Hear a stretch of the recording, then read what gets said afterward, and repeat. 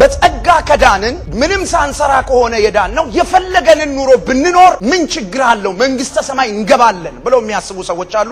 አትገቡ እንጂ እሑድ ጧት ከረባት አስረን እዚህ አምልኮ ምናምን ብለን መምጣታችን በፍጹም አይሆንም። እግዚአብሔር እሱ አይደለም አምልኮ ቤት የምንኖረው ኑሮ ነው። እግዚአብሔር ደስ ይሰኛል ወይ ቤት ውስጥ ስራ ቦታ ላይ አብረውኝ ቢሮ ከኔ ጋር የሚሰሩ ሰዎች ጋር አብረውኝ የሆነ ቦታ ከኔ ጋር የሚሰሩ ሰዎች ጋር እግዚአብሔር ደስ ይሰኛል ወይ? ዳንኤልን የሚከሱበት ሰበብ ሲፈልጉ አጡና አንድ ነገር አገኙ። ይሄንን ሰው በአምላኩ ሕግ ካልሆነ በስተቀር በሌላ ነገር አግኝተን ልንከሰው አንችልም። ምን ማለት አምልኮ ካልሆነ በስተቀር ይሄንን ሰው ለክስ የሚያበቃ ነገር የለም። ከዛ ሲፈትሹ ዳንኤልን ቆይ እስቲ ብለው ሲያዩ መጽሐፍ እንዲህ ብሎ ይመሰክርለታል። ምዕራፍ 6 ቁጥር 4 ዳንኤል ይላል በስራው በሚሰራው የመንግስት ስራ ይላል። አዲሱ መደበኛ ትርጉም ስታነቡ በሚሰራው የመንግስት ስራ ነቀፋ የሌለበት ምን የሌለበት ነቀፋ የሌለበት ስራ ቦታ ላይ አምልኮ ውስጥ ያለ ከቸርች ውጪ ስለሆነ እንደፈለገው የማይናገር ቤተክርስቲያን ሰዎች አጠገቡ ስለሌሉ የፈለገውን የማያደርግ በቢሮ ውስጥ ምን ብሎ ዳንኤል ይላል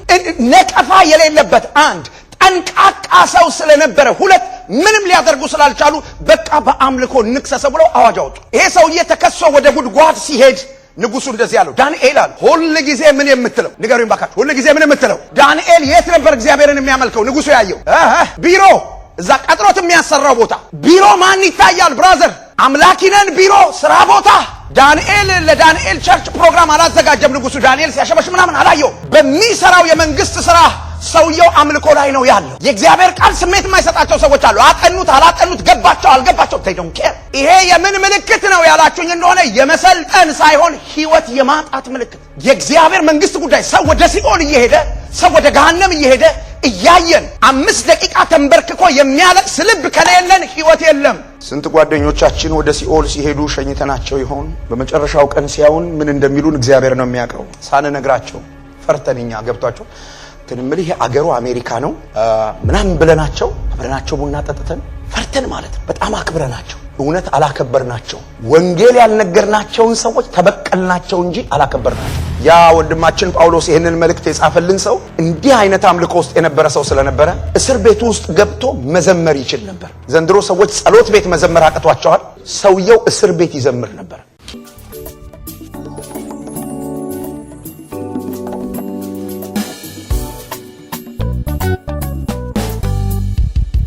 ዛሬ የምናነሳው ርዕሰ ጉዳይ ሁላችሁ እንደምታውቁ የሮሜን መጽሐፍ ዝግ ብለን እያየን ያለ ነው። ምዕራፍ 12 ደርሰናል። የእግዚአብሔርን ፈቃድ በማወቅ በእምነት እግዚአብሔርን ማምለክ። ይሄንን ርዕሰ ጉዳይ አንስተን ያለን ሁለት ቁጥሮች ናቸው ያሉት። ሮሜ መጽሐፍ ምዕራፍ 1 ምዕራፍ 12 ቁጥር 1 እና 2 ላይ ነው የምንቆየው።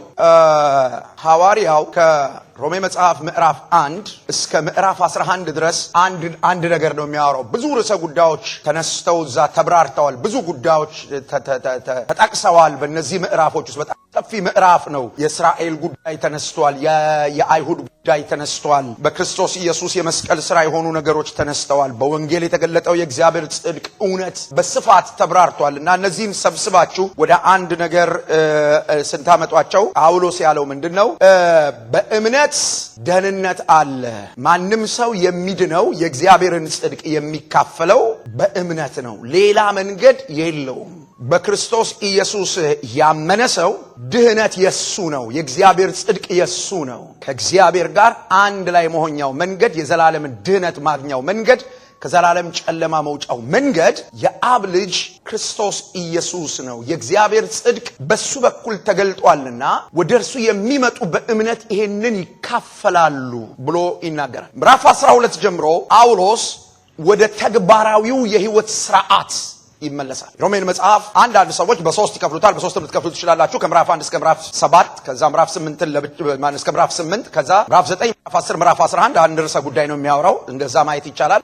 ከዚያ ምዕራፍ 12 ጀምሮ እስከ ምዕራፍ 16 ግን ሁለቱም አይሁድም ሆኑ አህዛብ ስለ አምልኮ ያላቸውን አስተሳሰብ፣ ስለ አምልኮ ያላቸውን መረዳት በትክክለኛ መስመር ላይ አምልኮ ሃይማኖታዊ ቴክኒክ አይደለም ማለት ሃይማኖታዊ ስርዓት አይደለም ነው የሚለው ጳውሎስ። ወደ ብሉይ ኪዳን ትንሽ ሄድ ብለን አምልኮን ትንሽ እንድናየው ፈልጋለሁ። በብሉይ ኪዳን አምልኮን ሄደን የተመለከትን እንደሆነ አምልኮ ከተግባራዊ እንቅስቃሴ ጋራ የተያያዘ ነው እንጂ አንድ በተወሰነ ቀን ላይ ሰዎች አንዳንድ ሃይማኖታዊ ስርዓቶች እየፈጸሙ ብቻ የሚከውኑት ነገር አይደለም። በብሉይ ኪዳን እንደሱ አይደለም። ያም ሆኖ የእስራኤል ሕዝብ እግዚአብሔርን ሲያመልክ በአምልኮ ውስጥ አንድ ቁልፍ ጉዳይ አለ።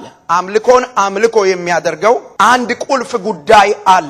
አምልኮተ እግዚአብሔር ከውድቀት በኋላ ተጀምሮ የምታገኙት ዘፍጥረት መጽሐፍ ምዕራፍ 4 ነው። እሱ ጋር በኋላ መጣለሁ። ስለዚህ ይሄ በእምነት የጸደቀው ሰው፣ በእምነት የዳነው ሰው በእምነት ከዳነ በኋላ የዘላለምን ድህነት ካገኘ በኋላ መዳኑ እርግጠኛ ከሆነ በኋላ በቤተ ክርስቲያንም ውስጥ ሆነ በህይወቱ የሚለማመዳቸው የትኛዎቹም ነገሮች ለድህነቱ ምንም አስተዋጽኦ እንደማያደርጉ ካመነ በኋላ በክርስቶስ ኢየሱስ የመስቀል ሥራ በማመን ብቻ የእግዚአብሔር እንደሆነ ከዘላለም ጥፋት እንደዳነ አምኖ ከተቀበለ በኋላ የሚቀጥለው የህይወት ሥርዓት አለ። የሚቀጥለው የህይወት ሥርዓት ተግባራዊውን የአምልኮ ህይወት በመናገር ነው የሚጀምረው። መጽሐፍ ቅዱስ የሚናገረው ርዕሰ ጉዳይ አንድ ትልቅ ርዕሰ ጉዳይ ነው አንስቶ የሚያወራው። 66 መጽሐፍቶች እዚህ መጽሐፍ ውስጥ አሉ። ይሄንን መጽሐፍ ከ40 ሰው በላይ ጽፈውታል። ይሄ መጽሐፍ ወደ 1600 ዓመት ፈጅቷል ሲጻፍ። ከ1500 እስከ 1600 ዓመት አካባቢ ፈጅቷል። ይሄ መጽሐፍ በተለያየ ቋንቋ የሚናገሩ ሰዎች ናቸው የጻፉት። በተለያየ ስፍራ ዘመን የኖሩ ሰዎች ናቸው የጻፉት።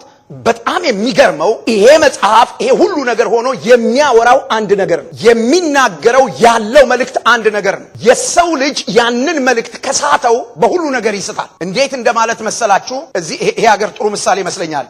ምንድነው ይሄ 395 የሚባለው መንገድ አለ አይደለም? በሱ ውስጥ እየሄዳችሁ እያለ ወዴት እንደምትሄዱ እየሄዳችሁ እያለ መውጫ ኤግዚት አላችሁና መውጫችሁ ጋር ሳትደርሱ አንዱ ኤግዚት ጋር ይወጣችሁ እንደሆነ በቃ አለ። ስትዞሩ መክረም ነው ለመመለስ በእንትን ዞራችሁ። የዚህ ሀገር መንገድ ሌላው ጥሩ ምሳሌ የሚሆናችሁ አንዱ መንገድ ላይ እየሄዳችሁ በዛው አንዱ አውላላ መንገድ ላይ በመስመር ተለይቶ አንዱ ቦልቲሞር ይላል፣ አንዱ ዋሽንግተን ይላል። በአንድ መስመር ላይ እየሄዳችሁ እኮ ነው። ስለዚህ በጥንቃቄ መንዳት ይጠይቃል። ግድ የለም ለጥ ያለ ነው ዝም ብዬ ልሂድ ያላችሁ እንደሆነ ዋሽንግተን መሄድ እያለባችሁ የት ልትሄዱ ትችላላችሁ? ቦልቲሞር። መጽሐፍ ቅዱስ የሚናገረው እውነት በትክክል ያልገባን እንደሆነ በትክክል ያላገኘነው እንደሆነ ምን ይከሰታል ያላችሁኝ እንደሆነ ወደ መንግስተ ሰማይ እየሄድን እየመሰለን ወደ ቦልቲሞር ልንሄድ እንችላለን። This is very serious.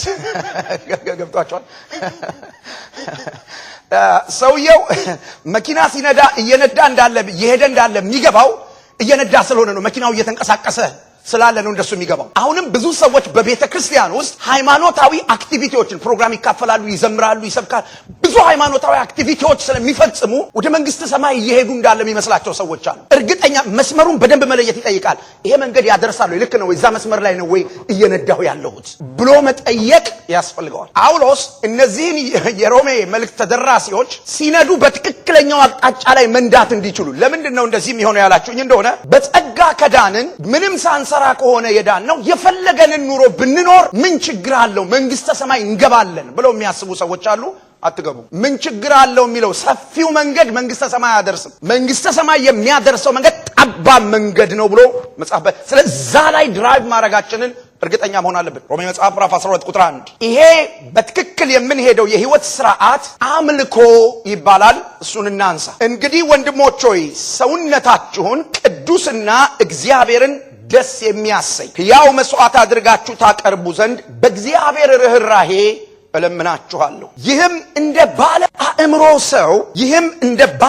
ሰው የምታቀርቡት አምልኳችሁ ነው። መልካም ደስ የሚያሰኝ ፍጹም የሆነውን የእግዚአብሔርን ፈቃድ ምን እንደሆነ ፈትናችሁ ታውቁ ዘንድ በአእምሮአችሁ መታደስ ተለወጡ እንጂ ይህንን ዓለም አትምሰሉ ብሎ መጽሐፍ ቅዱስ ይናገራል። ሁለት ጊዜ አንድ ቃል ከመሰረታዊ ነገሮች ጋር ተያይዞ ተጠቅሶ ታገኛላችሁ። ምን የሚል ቃል? ይሄም ለአእምሮ የሚመች ምናችሁ ነው? አምልኳችሁ ነው። ስለዚህ አምልኮ ከአእምሮ ጋር ተያይዟል። ከዚያ ቀጥሎ የእግዚአብሔርን ፈቃድ ስለማወቅ ሲያነሳ በአእምሮአችሁ መታደስ ምን በሉ? ተለወጡ እንጂ ይሄንን ዓለም ምን አትበሉ? አትምሰሉ። ስለዚህ እነዚህ አምልኮ የሚጀምረው ከምንድነው? ብዙ ሰዎች ስለ አምልኮ ሲያስቡ አምልኮ የሚጀምር የሚመስላቸው አንዳንድ መስዋዕቶችን ለእግዚአብሔር ከማቅረብ ከመዘመር ምናምን ከማድረግ ይመስላቸዋል። ከሱ አይጀምርም።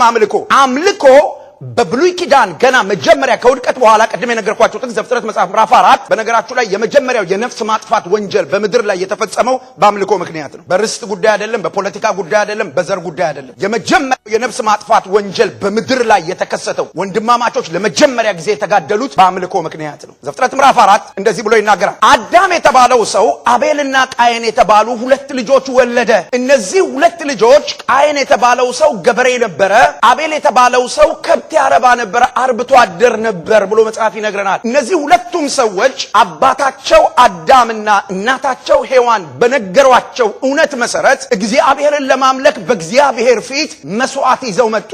በጣም የሚገርመው ነገር አንደኛው የአምልኮ ሚስጥር ገብቶታል፣ አንደኛው የአምልኮ ሚስጥር አልገባው። ስለዚህ ቃየን እነዛን መስዋዕቶች ይዞ በእግዚአብሔር ፊት መጣ፣ አቤልም መስዋዕትን ይዞ በእግዚአብሔር ፊት መጣ። መስዋዕቱን የሚቀበለው እግዚአብሔር አንድ ነገር አደረገ።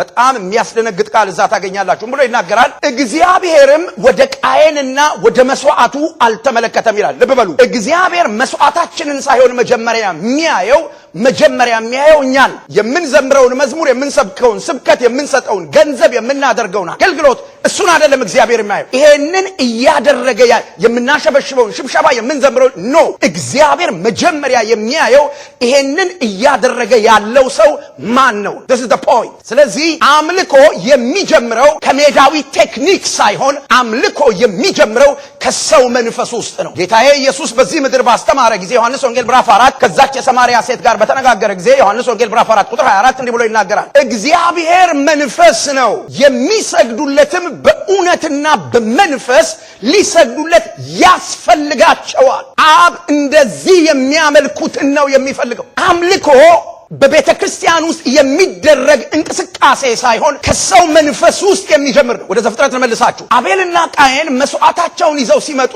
እግዚአብሔር ቃየንን አየው። የቃየንን መስዋዕት አልቀበልም፣ የቃየንን አምልኮ አልቀበልም አለና የአቤልን አምልኮ ተቀበለው።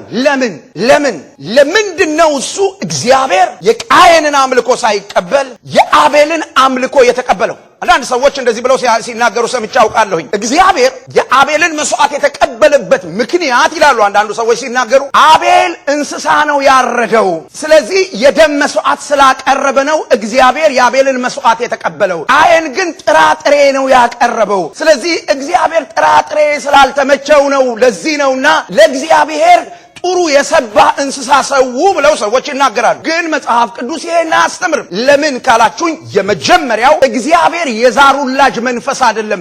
በእንስሳ ደም ኢምፕረስ አታረጉትም። የተሳሳተ አስተሳሰብ። በበግ ደም፣ በዶሮ ደም፣ በፍየል ደም ኢምፕረስ የሚሆነው የዛር ውላጅ መንፈስ ነው። እና አዳልሞቴ አታውቋቸውም እናንተ አሜሪካ ነገር የምትሉት ነው። ከኢትዮጵያ ስለመጣው ነግራችኋለሁ። እና አዳልሞቴ፣ እነ ግራኛ አባቡሌ፣ እነ ወሰንጋላ፣ እነ ሞሚናት ምናምን እነዚህ ማአት ናቸው እዛ ይታወቃል። እነዚህ ናቸው የዶሮ ደም የበግ ደም ስታሳዩአቸው ምናምን ብለው ኢምፕረስ የሚሆኑ። እግዚአብሔር በደም በፍጹም ኢምፕረስ አይሆን። ስለዚህ ሌላ ምክንያት አለ ማለት ነው እግዚአብሔር የቃየንን መስዋዕት ያልተቀበለበት። ልብ ብላችሁ ስሙኝ። መስዋዕት በአምልኮ ውስጥ ቁልፍ ጉዳይ። መስዋዕት የሌለበት አምልኮ አይደለም። ስለዚህ ይሄ መስዋዕት የሚጀምረው ሜዳ ላይ ከሚቀርበው ነገር ሳይሆን ከሰውየው ማንነት። መስዋዕቱ ሳይሆን እግዚአብሔርን የሚነካው የሚሰዋው ሰውዬ ነው እግዚአብሔርን የሚነካው። አሜን አሜን። ለምንድነው እሱ ይሄ ሆነው? ዕብራውያን ጸሐፊ በ11ኛው ምዕራፍ ላይ እንደዚህ ብሎ ይነግራል። አቤል ከቃየን ይልቅ የሚሻል መስዋዕት በእምነት አቀረበ። ሎርድ ጂሰስ። አቤል ከቃየን የተሻለ መስዋዕት ያቀረበበት ምክንያት ምንድነው? እሱ ከተባለ አቤል የእምነት ሰው ነው። እምነት የት ነው የሚጀምረው? በኔ መንፈስ ውስጥ። እየሰማችሁ ነው? መጽሐፍ ቅዱስ ይሄን ነው የሚለው። እምነት ከመስማት ነው፣ መስማትም በእግዚአብሔር ቃል ነው። ሰው በልቡ አምኖ። እምነት የሚጀምረው ከሰው ስፒሪት ነው፣ ከሰው ምላስ ላይ አይደለም፣ ከሰው ጭንቅላት ላይ አይደለም። in our spirit ከዛ ነው የሚጀምረው። ከዛ የሚወጣው እምነት ነው እግዚአብሔርን የሚነካው። ስለዚህ አቤል የእምነት ሰው ስለሆነ እምነቱ አምልኮ የጀመረው ከውስጥ ነው፣ ከመንፈሱ ነው። ስለዚህ እግዚአብሔር የአቤልን መስዋዕት የተቀበለበት መሰረታዊ ምክንያት በግ ስላረደለት ሳይሆን በግ ያረደለት ማንነት ትክክለኛና ህጋዊ ማንነት ስለነበር፣ የጸደቀ ማንነት፣ በእምነት የህይወት ስርዓት የሚኖር ማንነት ነበር። ጳውሎስ እነዚህ በእምነት የጸደቁ ሰዎችን ወደዚህ የአምልኮ የህይወት ስርዓት ይመራቸዋል። ምን ብሎ ይነግራቸዋል? ለእግዚአብሔር መስዋዕት በማቅረብ እግዚአብሔርን አምልኩት። ከእግዚአብሔር ጋር ፌሎሺፕ የምናረግ ከሆነ፣ ከእግዚአብሔር ጋር የምንገናኝ ከሆነ፣ ከእግዚአብሔር ጋር ህብረት የምናረግ ከሆነ እግዚአብሔር አንድ ነገር ይፈልጋል። ምን? መስዋዕት። መስዋዕቱ ግን ህጋዊ መሆን አለበት። መስዋዕቱን ህጋዊ የሚያደርገው መስዋዕቱን የሚሰዋው ሰው። አንድ ሰው ከብሉይ ኪዳን ልንካላችሁ ዓርብ ዕለት ያነሳሁትን ሰው ሳኦል ትክክል ያልሆነ አስተሳሰብ ነበረው። ስለዚህ እግዚአብሔርን በመስዋዕት ሊነካው ስለፈለገ የእግዚአብሔር ቃል መጣለት ወደ ሳኦል፣ ሂድና ግደላቸው፣ አማሌቃውያንን በሙሉ ግደል፣ ህፃናቱን በሙሉ ግደል። ማን ያለው ይሄንን? እግዚአብሔር። አንድ ፖለቲከኛ ሰው አይደለም ያለው ይሄንን፣ ራሱ እግዚአብሔር። አማሌቃውያንን ከነ ንጉሳቸው በሙሉ እንድታጠፋቸው ፈልጋለሁ አለ እግዚአብሔር። ማየት አልፈልግም አለ እግዚአብሔር። ለምን? ምክንያት አለ። ያ የኪዳን ህዝብ ከግብጽ ምድር ወጥቶ ወደ ከነዓን ባደረገው ጉዞ የእግዚአብሔርን ፕሮግራም ስታክ ሊያደርግ ያንን ህዝብ አንቆ መንገድ ላይ ሊያስቀር ግብግብ ገጥሞ የነበረ ይሄ ህዝብ ነው። ስለዚህ ጠቡ ከእስራኤል ጋር ሳይሆን ጠቡ ከእግዚአብሔር ጋር ነበር። እግዚአብሔር ቀን ይጠብቅለት ስለነበረ ሳኦል ጋር ሲደርስ አንድ ነገር ነገረው። በመጀመሪያው አገልግሎት የምታደርገው ይሄንን ህዝብ ታጠፋልኛለህ። አንድ ሰው እንድትምር አልፈልግም። ማን ያለው? የቱ እግዚአብሔር? ፍቅር የሆነው እግዚአብሔር። እግዚአብሔር ፍቅር ነው። ከፐርፐዝ አንጻር እግዚአብሔር ጨካኝ ነው። በአንድ ልጁ በክርስቶስ ላይ እንኳን በፐርፐዝ ጨክኖ ነው ያየው። በቃ እግዚአብሔር ሲሪየስ ነው። እግዚአብሔር ማወቅ ያስፈልጋል። ምን አመልከው ማወቅ ያስፈልጋል። ከዛ በኋላ ይሄ ሰውዬ አጥፋ የሚል እግዚአብሔር ቃል መጥቶለት በእግዚአብሔር ቃል መሰረት ማጥፋት የነበረበትን ነገር ማጥፋት ትቶ የእግዚአብሔር ቃል የሚፈርድበትን ነገር መፍረድ የሚችል ማንነት ስለሌለው ለእግዚአብሔር ከዚያ መስዋዕት አምጥቶ በእግዚአብሔር ፊት ሲያቀርብ እንደዚህ ያለው፣ እግዚአብሔር ቃሉን በመታዘዝ ደስ የሚለውን ያህል የአውራ በግ ስብ በማየት ደስ የሚለው ይመስልሃል ሳኦል? ከዚህ በኋላ አለው እግዚአብሔር ንቄሃለሁ። በጣም አደገኛ ነገር። ህጋዊነቱን አጣ ሰውየው። ማንነቱን አጣና ማንነቱን አጥቶ በሚያደርገው ነገር እግዚአብሔርን ሊነካው ፈለገ። ማንነቱ በእግዚአብሔር ቃል ነው መሰራት ያለበት። ኋላ እግዚአብሔር ንቄሃለሁ። አንድ በጣም የሚያስደነግጥ ነገር ልነግራችሁ ነው። በደምብ ስሙ። በእግዚአብሔር ቃል ላይ ለማመጽ የምታቀርቡት የትኛው ምክንያት ተቀባይነት የለውም። የሳኦል ምክንያት መንፈሳዊ ነበር። ለምንድን ነው እሱ እነዚህን ያተረፍካቸው ሲባል ለአምላኬ ልሰዋ፣ ለፕሮግራም፣ ለጌታ ስራ። የእግዚአብሔርን ቃል ተላልፈን እንደ እግዚአብሔር ቃል ባልሆነ ማንነት፣ እንደ እግዚአብሔር ቃል ባልሆነ አስተሳሰብ፣ እንደ እግዚአብሔር ቃል ባልሆነ የህይወት ስርዓት በእግዚአብሔር ፊት የምናደርገው ነገር በፍጹም እግዚአብሔር አይቀበለውም። በፍጹም። ከዛ በኋላ ሳሙኤል ለዚህ ሰው ሊጸልይለት ተነሳ። በእግዚአብሔር ፊት ተንበርክኮ ሲያለቅስ ስለዚህ ሰው እግዚአብሔር መጣና እንዲህ አለ፣ ሳሙኤል አለው። አቤት። አቁም። ምን? ጸሎት። ለምን? አልሰማም የዚህን ሰውዬ ጸሎት። ለምን? ይሄ ሰውዬ ከቃሌ ጋር ተጋጭቷል። ሲሪየስ ነው። ስሙኝ የኔ ወንድሞችና እህቶች፣ በእግዚአብሔር ቃል ላይ ለማመጽ ምንም ምክንያት የላችሁ። ምንም በቃ የለንም። በእግዚአብሔር ቃል ላይ አምፀን የምናደርጋቸው ነገሮች በጠቅላላ በእግዚአብሔር ዘንድ ተቀባይነት የለም። እና ሳሙኤል ጸለየለት ተነስቶ፣ ነብይ ነው ሳሙኤል፣ ይጸልይለት ጀመረ። እግዚአብሔር ሆይ እያለ እያለቀሰ ኖ አለ። ለምን? እኔን ማምለክ አቁሟል። በመስዋዕት ነው ሊያመልከኝ እየሞከረ ያለው። የኔ ወንድሞችና እህቶች፣ እግዚአብሔርን በመስዋዕት ልናመልከው አንችልም። መስዋዕት በእርግጥ መካከለኛ ነው በእኛና በእግዚአብሔር መካከል። የሚሰዋ ህጋዊ ማንነት ግን ሊኖረን ይገባል። ያ ህጋዊ ማንነት በምንድን ነው የሚረጋገጠው? በእግዚአብሔር ቃል። እኔና እናንተ በእግዚአብሔር ቃል ራሳችንን፣ ትዳራችንን፣ ቤታችንን፣ አገልግሎታችንን፣ ማህበራዊ ግንኙነታችንን ስንፈትሸው ምን ይመስላል? መስዋዕት። እግዚአብሔር የቃየንን አምልኮ አልቀበለውም፣ የአቤልን አምልኮ ነው መቀበለዋል። ለምን? ከውስጥ የተነሳ ስለሆነ። እግዚአብሔር ከመስዋዕቱ ይልቅ ሰው ላይ ትኩረት አለው። ምንድነው እሱኛ ለእግዚአብሔር የምንሰዋው? ጳውሎስ በግልጥ የነገረን ነገር፣ በጣም ጠንካራ ነገር። እንደዚህ ይላል፣ እንግዲህ ወንድሞች ሆይ ሰውነታችሁን፣ እስቲ ሰውነታችሁን በሏል ጊዜ እየተናገራችሁ ታስባችሁታል። ብራችሁን ቢሆን ቀላል ነበር፣ ስራችሁን ቢሆን ቀላል ነበር፣ የሆነ ያላችሁን የሆነ ነገር ቢሆን ቀላል ነበር። መጽሐፉ እየጠየቀን ያለው ምናችሁን ነው? ሰውነታችሁን።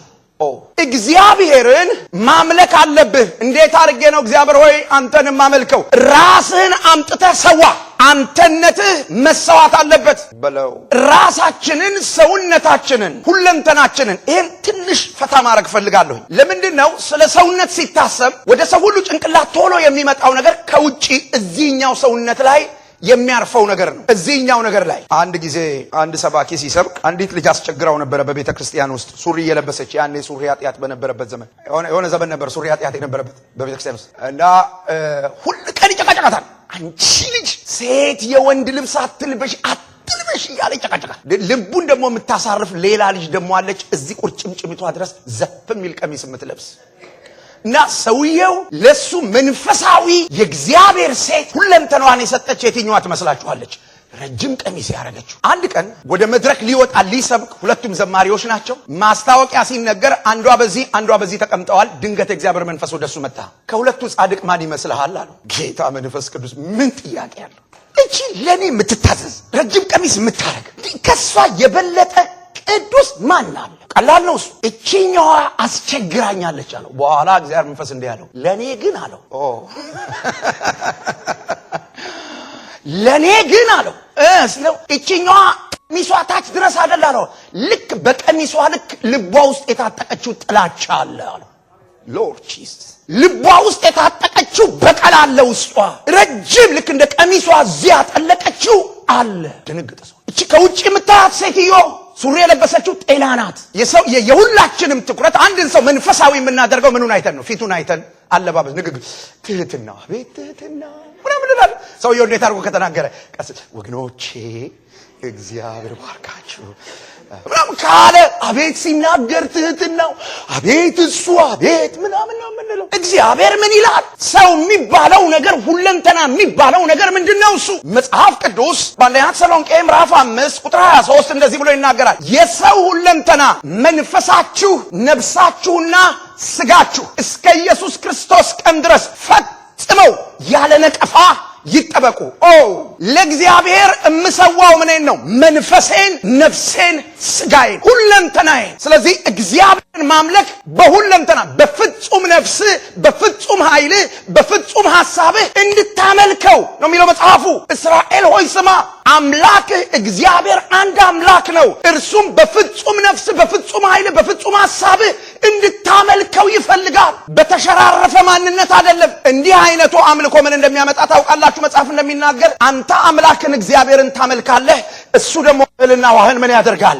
ይባርካል። ትክክለኛው አምልኮ በሁለንተና የሚካሄድ አምልኮ። ጳውሎስ ለእግዚአብሔር ራሳችሁን ሰውለት፣ ሁለንተናችሁን እንዴት አድርጌ ነው ለእግዚአብሔር ራሴን የምሰዋው? ሶስት ነገር ተጠቅሶ ታገኛላችሁ። የመጀመሪያው ቅድስና፣ ሰውነታችሁን ለእግዚአብሔር ሕያው መስዋዕት አድርጋችሁ። እንዴት አድርገን? ቅዱስ። ምክንያቱም እግዚአብሔር ቅዱስ ስለሆነ የረከሰ ማንነት አይመጥነው። እርኩሰት ይጀምራል ከውስጥ፣ ከአስተሳሰብ፣ ከአእምሮ። ለአእምሮ የሚመች ዛሬ ጠዋት ሁላችንን በእግዚአብሔር ቃል ቻሌንጅ ማድረግ ፈልጋለሁ። ስንት ሰዎች እርግጠኞች ናችሁ ዛሬ በዚህ ቤት የተቀመጥን ንጹህ አእምሮ ይዘን እንደተቀመጥ? ከጥላቻ ከውሸት በቃ ማይከሰስ የተቀደሰ በእግዚአብሔር ቃል ውስጥ ያለ አስተሳሰብ፣ አእምሮ። ሎርድ ጂሰስ እግዚአብሔርን ማምለክ። ምክንያቱም እዚህ ቤት የተገኘነው ምን ለመሆን ነው? እግዚአብሔርን ለማምለክ። ፕሮግራም መካፈልና እግዚአብሔርን ማምለክ ቶታል የተለያዩ ነገሮች ናቸው። በሁለንተናህ እግዚአብሔርን አምልከው። በምን? በመንፈስህ፣ በነፍስህ፣ በስጋ። ለእግዚአብሔር መቀደስ፣ ለእግዚአብሔር የተሰጠ ማንነት፣ ለእግዚአብሔር የተሰዋ ማንነት። ዘመዶቼ በብሉይ ኪዳን ለእግዚአብሔር የሚቀርበው መስዋዕት ለእግዚአብሔር ልክ ሰውታችሁ እርጥቡን ስጋ ቁጭ አድርጋችሁ አይደለም የምትሄዱት። ሰዋችሁ የሚባለው መስዋዕቱን ከመሰዋታችሁ በፊት መሰዊያ ትሰራላችሁ፣ እንጨት ትረበርባላችሁ፣ ለማቃጠል ታዘጋጁታላችሁ። ከዚያ በኋላ መስዋዕቱን አምጥታችሁ ስታስቀምጡ ቀጥሎ የሚመጣ ነገር አለ፣ እሳት። ያ እሳት ነው ያንን መስዋዕት እያቃጠለው ሲመጣ የዛ መስዋዕት ሽታ ወደ እግዚአብሔር ይወጣል። ያ እሳት የምን ምልክት ነው?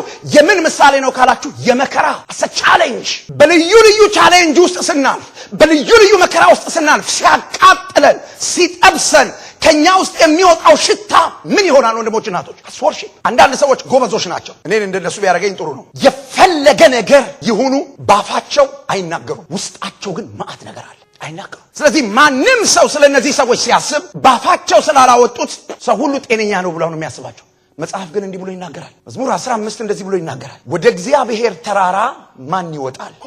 በቅድስናው ስፍራስ ማን ይቆማል? ወርሺፕ ከእግዚአብሔር ጋር አብሮ ለመሆን ወደ እግዚአብሔር ተራራ ማን ይወጣል? በቅድስናው ስፍራስ ማን ይቆማል? ይልና እጆቹ ንጹህ የሆነ በልቡ እውነትን የሚናገር በምኑ በልቡ ወንድሞችና እህቶች ከእህቶቻችሁ ከወንድሞቻችሁ ጋር ስታወሩ ሪሊ እውነት ነው የምታወሩት ያልተመቻችሁን ትክክል ያልሆነውን ለራሱ ለሰውየው ታወሩታላችሁ ወይስ አላረል ጌታ ይባርክ እግዚአብሔር መሰጠው ነው ቹሎ የምትሄዱት እግዚአብሔር ልብህ እየዋሸ ነው ወርሺፕ አምልኮ ከሰው ጋር ስናወራ አምልኮ ነው እየሰማችሁኝ ነው ከአንድ ሰውዬ ጋር ስናወራ በሁለንተናችን ለእግዚአብሔር የተሰዋን ሰዎች ከሆነን እውነቱን ነው የምናወራው ከሰውየው ጋር ጳውሎስ ይሄን ይነግራችኋል ሁለንተናችሁን ለእግዚአብሔር ሰውታችሁን ለዚህ ነው በጣም ከባድ ነው ያልኳችሁ ቅድም ሁለንተናን ለእግዚአብሔር መሰዋት በእግዚአብሔር ፊት እውነተኛ ቅዱስ ሰው ሆኖ መገኘት ከውስጥ ጀምሮ ከአስተሳሰብ ጀምሮ ከስሜት ህዋስ ጀምሮ አንዳንድ ሰዎች ገና አይናቸው የሆነ ነገር ማየት ሲጀምሩ ውስጣቸው የሆነ ነገር ይፈጠራል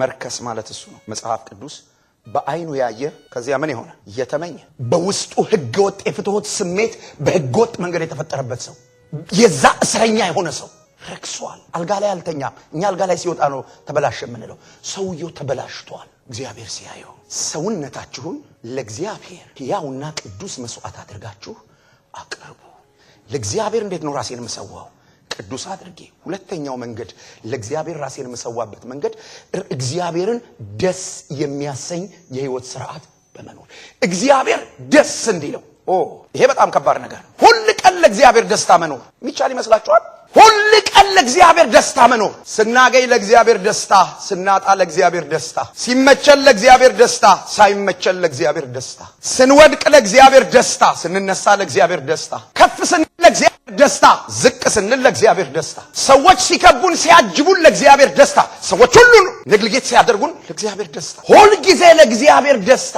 በሁለንተናችን እግዚአብሔር ውስጤን ሲያየው ደስ ይለዋል አሁን እየሰበኩ አሁን ቁጭ ብለህ እግዚአብሔርን ቃል እየሰማህ ወንድሜ ሆይ እግዚአብሔር ደስ ይለዋል ወደ ውስጥ ሲያይ መንፈስ ጋር ሲያይ አእምሮ ጋር ሲያይ ለእግዚአብሔር ደስታ ምክንያቱም መጽሐፍ ቅዱስ እንዲህ ብሎ ይናገራል ሮሜ መጽሐፍ ምዕራፍ 5 ጳውሎስ ሲናገር እንዲህ አለ ምዕራፍ 8 ቁጥር 5 ስለ ሥጋ ማሰብ በእግዚአብሔር ዘንድ ምን ብሎ ይናገራል ጠብ ከእግዚአብሔር ጋር መጣላት የምንጀምረው የሥጋ ሐሳብ እዚህ ምን ሲሆን ነው ሲውጠነጠን እዚሁ ሲጉላላ በሱ ሐሳብ ተወጥሮ ተይዞ እግዚአብሔርን ማምለክ አይቻልም ፕሮግራም መካፈልስ ይቻላል ሰዎች ፕሮግራም እየተካፈሉ ቅድም እንዳልኳችሁ ከመንገድ እንዳይወጡ እንዲነቁ ነው ጳውሎስ ይሄንን የጻፈው ለእግዚአብሔር ደስታ ውስጤን ሲያይ እግዚአብሔር ደስታ አስተሳሰቤን ሲያይ እግዚአብሔር ደስታ ንግግሬን ሲያይ እግዚአብሔር ደስታ ኑሮዬን ሲያይ እግዚአብሔር ደስታ በስንቶቻችን ትዳር እግዚአብሔር ደስ ይለው ይሆን በር ዘግተን እኔና ባለቤቴ በመንኖርበት ቤት ውስጥ እግዚአብሔር ደስ ይለው ይሆን እኔና ልጆቼ በመንኖርበት ቤት ውስጥ ማንም ሰው በራችንን ከፍቶ የመግባት መብት የለውም ሳንኳኳ የሚገባ ጌታ አለ ሳንኳኳ ገብቶ ያያልሱ ከልጆች ጋር እንዴት እንዳለን ከሚስት ጋር እንዴት እንዳለን እንጂ እሑድ ጧት ከረባት አስረን እዚህ አምልኮ ምናምን ብለን መምጣታችን በፍጹም አይሆንም እግዚአብሔር እሱ አይደለም አምልኮ ቤት ምን ኖረው ኑሮ ነው እግዚአብሔር ደስ ይሰኛል ወይ ቤት ውስጥ ስራ ቦታ ላይ አብረውኝ ቢሮ ከኔ ጋር የሚሰሩ ሰዎች ጋር አብረውኝ የሆነ ቦታ ከኔ ጋር የሚሰሩ ሰዎች ጋር እግዚአብሔር ደስ ይሰኛል ወይ መጽሐፍ ቅዱስ ላይ በጣም የሚያስገርመኝ አንድ ሰው አለ ዳንኤል የሚባል ሰው ትንቢተ ዳንኤል ምዕራፍ 6 ሄዳችሁ ስታነቡ ይሄ ሰው በአንድ ምክንያት ተከሰሰ በአምላኩ ሕግ ቃል መሰረት በስርዓት የሚኖር ሰው ስለነበረ ምዕራፍ 6 ቁጥር 4 ምን ብሎ ይናገራል ዳንኤልን የሚከሱበት ሰበብ ሲፈልጉ አጡና አንድ ነገር አገኙ ይሄንን ሰው በአምላኩ ሕግ ካልሆነ በስተቀር በሌላ ነገር አግኝተን ልንከሰው አንችልም ምን ማለት አምልኮ ካልሆነ በስተቀር ይሄንን ሰው ለክስ የሚያበቃ ነገር የለም ከዛ ሲፈትሹ ዳንኤልን ቆይስቲ ብለው ሲያዩ መጽሐፍ እንዲህ ብሎ ይመሰክርለታል ምዕራፍ 6 ቁጥር 4 ዳንኤል ይላል በስራው በሚሰራው የመንግስት ስራ ይላል አዲሱ መደበኛ ትርጉም ስታነቡ በሚሰራው የመንግስት ስራ ነቀፋ የሌለበት ምን የሌለበት ነቀፋ የሌለበት ስራ ቦታ ላይ አምልኮ ውስጥ ያለ ከቸርች ውጪ ስለሆነ እንደፈለገው የማይናገር ቤተክርስቲያን ሰዎች አጠገቡ ስለሌሉ የፈለገውን የማያደርግ በቢሮ ውስጥ ምን ብሎ ይላል ዳንኤል ይላል ነቀፋ የሌለበት አንድ ጠንቃቃ ሰው ስለነበረ ሁለት ምንም ሊያደርጉ ስላልቻሉ በቃ በአምልኮ ንክሰሰው ብለው አዋጅ አወጡ ይሄ ሰውዬ ተከሶ ወደ ጉድጓድ ሲሄድ ንጉሱ እንደዚህ ያለው ዳንኤል አለ ሁሉ ጊዜ ምን የምትለው ንገሩኝ ባካችሁ ሁሉ ጊዜ ምን የምትለው ዳንኤል የት ነበር እግዚአብሔርን የሚያመልከው ንጉሱ ያየው ቢሮ እዛ ቀጥሮት የሚያሰራው ቦታ ቢሮ ማን ይታያል ብራዘር አምላኪነን ቢሮ ስራ ቦታ ዳንኤል ለዳንኤል ቸርች ፕሮግራም አላዘጋጀም ንጉሱ ዳንኤል ሲያሸበሽ ምናምን አላየው በሚሰራው የመንግስት ስራ ሰውየው አምልኮ ላይ ነው ያለው ሰው እንዲህ ብሎ ነገር ወደ ሞት ሲሄድ ዳንኤል አለ ሁሉ ጊዜ ምን የምትለው የምታመልከው አምላክ እግዚአብሔር እሑድ አይመለክም ንገሩ አጠገባችሁ ላለ ሰው እግዚአብሔር በሉት ንገሩልኝ እሑድ ብቻ አይመለክም ስናት አይደለም አምልኮ እሱ አይደለም ሁሉ ጊዜ ለእግዚአብሔር ደስታ መኖር እግዚአብሔርን እንዴት ነው እሱ ማመልከው ለእግዚአብሔር ሕያው በመሆን ለማን ሕያው በመሆን ለእግዚአብሔር መንፈስ ለሆነው አምላክ ሕያው በመሆን ከመንፈሳዊው ዓለም ጋር በትክክል የምንነካካ ስሜት የሚሰጠኝ መንፈሳዊው ዓለም ስሜት የሚሰጠኝ ሰው ሆኜ መጽሐፍ ምን ብሎ ይናገራል ለፍጥረታዊ ሰው የእግዚአብሔር መንፈስ ጉዳይ ምን አይለው አይገባውም አንደኛ ቆሮንቶስ ምዕራፍ 2 ነው የሚናገረው ለርሱ ሞኝነት ነው ይላል ለማን ለፍጥረታዊ ሰው በደንብ ስሙኝ መንፈስ የሆነው አምላክ ጋር በውሳጣዊ ማንነታችሁ ኮሙኒኬት ማድረግ አቅቷችሁ በፍጹም ጸሎት የሃይማኖት ሥራ መዝሙር የሃይማኖት ሥራ ምናምኖች የሃይማኖት ሥራ ብቻ የሆነብን ሰዎች ካለን ውስጥ ምንም አይነት ስሜት ከሌለ ጥያቄው ስላዘንን ደስ ስላላለን ምናምን ስለሆነን አይደለም የህይወት ጥያቄ ነው መንፈሳችን ሕያው አልሆነም ማለት ነው መንፈሳዊውን ዓለም ኮሙኒኬት ማድረግ አልቻልንም ማለት ገባ ያለ ነገር ነው መነግራችሁ ውስጥ ጸሎት ስሜት የማይሰጣቸው ሰዎች አሉ አሁን ስለዚህ ጸለዩም አልጸለዩም they don't care መዝሙር ስሜት የማይሰጣቸው ሰዎች አሉ ዘመሩም አልዘመሩም they don't care አመሰገኑም አላመሰገኑም they don't care የእግዚአብሔር ቃል ስሜት የማይሰጣቸው ሰዎች አሉ አጠኑት አላጠኑት ገባቸው አልገባቸው they don't care ይሄ የምን ምልክት ነው ያላችሁኝ እንደሆነ የመሰልጠን ሳይሆን ህይወት የማጣት ምልክት የእግዚአብሔር መንግስት ጉዳይ ሰው ወደ ሲኦል እየሄደ ሰው ወደ ገሃነም እየሄደ እያየን 5 ደቂቃ ተንበርክኮ የሚያለቅስ ልብ ከሌለን ህይወት የለም የሚሞቱ ሰዎች እግዚአብሔርን አምልከው በሁለንተና እንዴት ሕያው ሆነ ለእግዚአብሔር ሕያው መሆን ስንት ጓደኞቻችን ወደ ሲኦል ሲሄዱ ሸኝተናቸው ይሆን በመጨረሻው ቀን ሲያዩን ምን እንደሚሉን እግዚአብሔር ነው የሚያውቀው ሳንነግራቸው ፈርተንኛ ገብቷቸው ትንምልህ አገሩ አሜሪካ ነው ምናምን ብለናቸው አብረናቸው ቡና ጠጥተን ፈርተን ማለት ነው በጣም አክብረናቸው እውነት አላከበርናቸው ወንጌል ያልነገርናቸውን ሰዎች ተበቀልናቸው እንጂ አላከበርናቸው ደግሜ ልንገራችሁ ነጭ ይሁን ጥቁር